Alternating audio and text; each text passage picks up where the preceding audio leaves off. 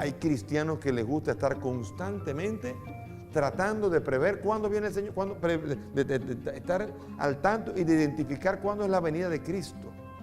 ¿Cristo viene? Sí. ¿Quién lo sabe? No lo sabemos. Pero Jesús al final lo va a aclarar definitivamente. Bien, entonces, huyan significa con esto, no participen de esto. Y que hay que hacerlo rápidamente. Una huida llena de pánico. Versículo 15 dice, miren cómo lo detalla con qué pánico. El que esté en el terrado, que no baje ni entre a recoger algo en su casa. Y el que esté por el campo, no regrese en busca de su manto. Hay de las que estén encinta o criando en aquellos días. Oren para que no suceda en invierno. Aquí la huida es urgente, una situación grave, especialmente para los desvalidos, encinta, las que están lactando, y entonces mucho menos todavía con adversidad del frío.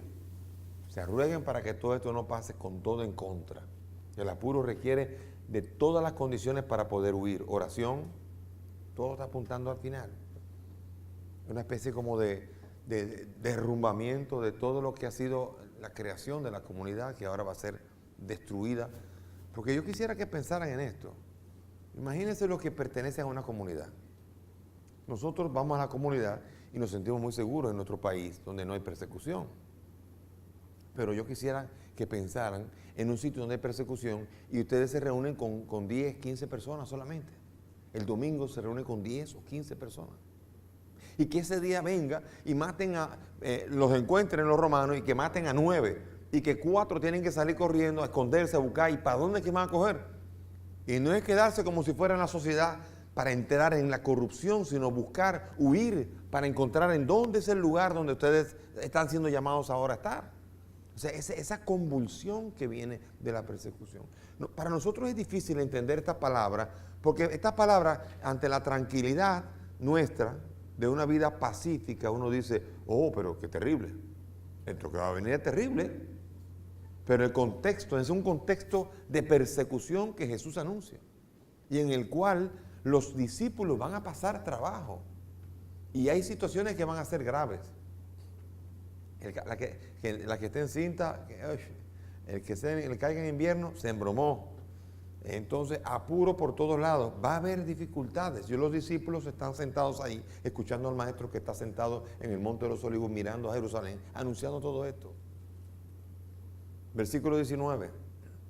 Porque aquellos días habrá una tribulación, cual no la hubo desde el principio de la creación que hizo Dios hasta el presente, ni la volverá a ver. Y si el Señor no abreviase aquellos días, no se salvaría nadie. Pero en atención a los elegidos que Él escogió, ha abreviado los días. La tribulación tiene una magnitud tan grande que ni está en el dominio del más fiel. Incluso la fidelidad viene por misericordia de Dios. Y miren qué imágenes tan curiosas dice, Dios va a permitir que se achiquen esos días para que no se pierdan lo que Dios ha llamado. Con esto no está diciendo que Dios está manejando como si fuera un manejador de títeres la situación histórica, sino que aquí lo que está diciendo es que va a haber un momento en donde parecerá que si no es por gracia y ayuda del Señor, no se podrá seguir adelante. Y uno deseará constantemente que se acabe, que se acabe. Cada individuo está llamado a superar la prueba. No hay otra realidad sino la fidelidad personal que cada uno va a tener que tener en la situación de persecución. Eso es muy parecido a lo que, señores, hoy día, en el 2016, el grupo todavía más perseguido en la tierra se llaman los cristianos. El odio, el asesinato, el desplazamiento, para nosotros en el Caribe, un sitio tan paradisíaco, no nos parece que eso sea así.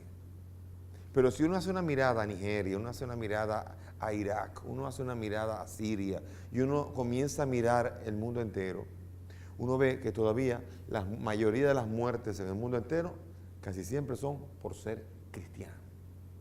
Un odio al cristianismo, un rechazo al cristianismo y a sus enseñanzas, que uno se pregunta cómo después de 2000 años todavía sigue esa perseverancia de ese rechazo contra.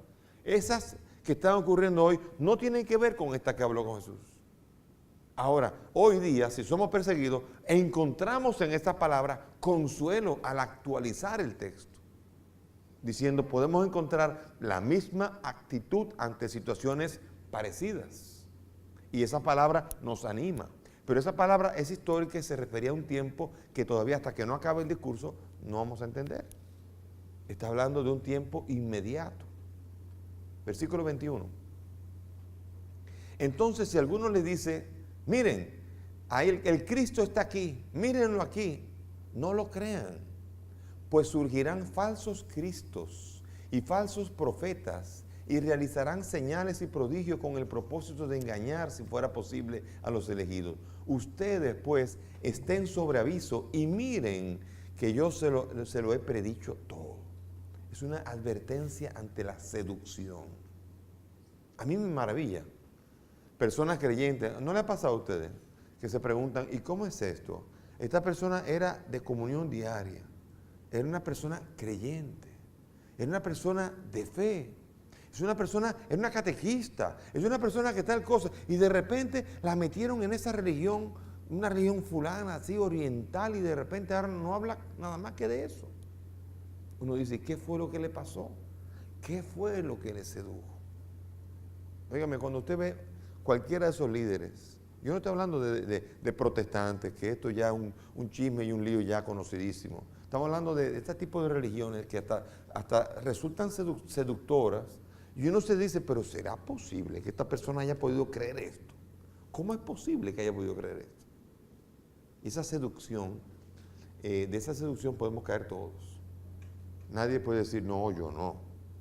Yo jamás te negaré, porque eso no debe ser nuestra actitud. Sino, ¿cuál es la actitud? La de estar alerta. La relación con Jesús no se negocia. Falsos profetas. Los profetas venden. Los falsos profetas venden. Las mentiras se venden con una facilidad enorme. Los anuncios de Mesías falsos deben ser desechados. ¿Cómo distinguir entonces las profetas de los falsos profetas? El falso profeta acepta y sigue el sistema abominable. Es el hombre del libertinaje. Pero los discípulos tienen que tener el discernimiento. Deben deducir la diferencia de Cristo y el anticristo. Por ejemplo, el evangelio de la prosperidad que hoy se predica. Uno dice, ¿cómo puede ser posible que haya una persona que predique que haya que huir de la pobreza, que haya que esperar y que solamente cuando Dios me bendice es cuando yo soy bendecido? Cuando Dios me da riqueza es cuando yo soy bendecido. Y que si yo confío en Él, recibiré riquezas. Y cómo hay personas que entran en esa dinámica y no entienden, no saben distinguir el evangelio del anticristo. Cristo Jesús dice, bienaventurados los pobres, bienaventurados los que sufren. Él dice, el que quiera venir en pos de mí, que tome su cruz y me siga. Él invita incluso a no apegarse a la riqueza. Él invita incluso a compartir con los demás. Y eso. Hay un montón de señales de lo que es el cristianismo.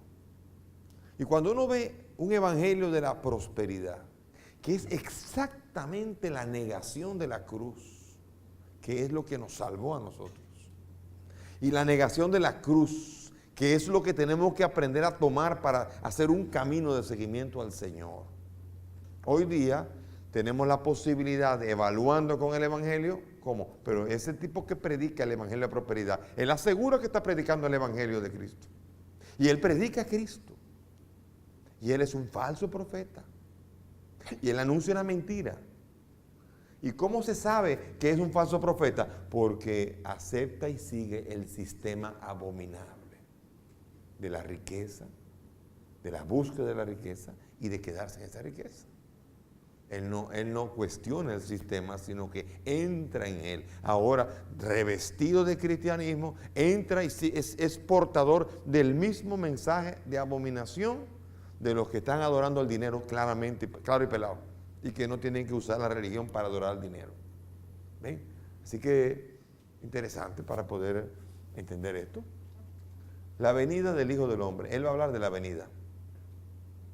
Mas, por esos días, después de aquella tribulación, el sol se oscurecerá, la luna no dará su resplandor, las estrellas irán cayendo del cielo y las fuerzas que están en los cielos serán sacudidas. Aquí se introducen señales y fuerzas cósmicas que son propias del estilo de la apocalíptica.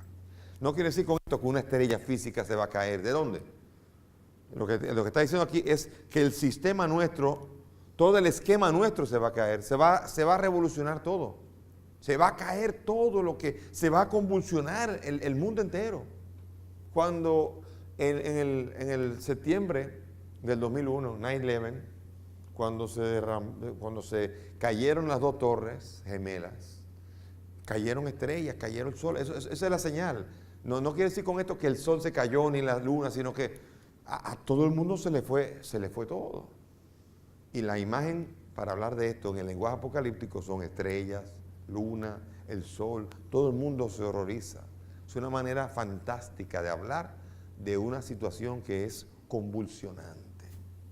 Así dice entonces, la convulsión es tan acentuada que involucra al cosmos. Estas son manifestaciones de la ira de Dios. Estas son imágenes que presentan gráficamente el juicio a los impíos, que la fuerza del cielo está sacudida por la tribulación. La fe está en juego. Es la fe la que está en juego. Aquí no están en juego las estrellas, no está en juego el sol, no está en juego la luna, está en juego la fe. Eso es lo que está verdaderamente en juego. Y el versículo entonces, 26, y entonces verán al Hijo del Hombre que viene entre nubes con gran poder y gloria. Entonces enviará a los ángeles y reunirá de los cuatro vivientes a sus elegidos, desde el extremo de la tierra hasta el extremo del cielo. Aquí, en la consumación, Él anuncia el retorno. Él consumará, Él hará plenitud, habrá lo que se llama la parusía. La parusía significa presencia.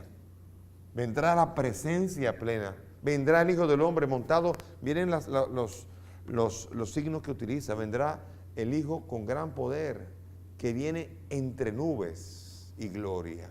Una especie de manifestación gloriosa, un punto culminante donde la historia será consumada hasta el final. Eso sí ocurrirá.